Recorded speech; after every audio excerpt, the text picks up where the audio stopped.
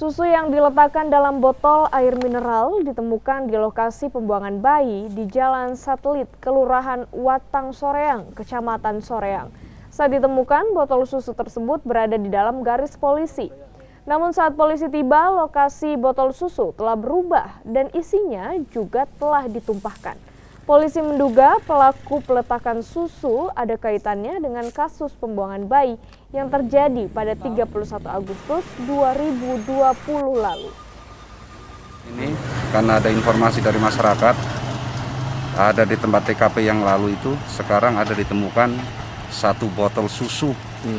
Satu botol susu dengan botol le mineral dengan tutup terbuka dan isinya susu.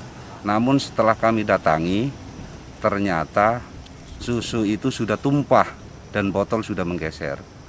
Dengan adanya penemuan ini, mudah-mudahan bisa jadi titik terang untuk pengungkapan kasus yang berikutnya.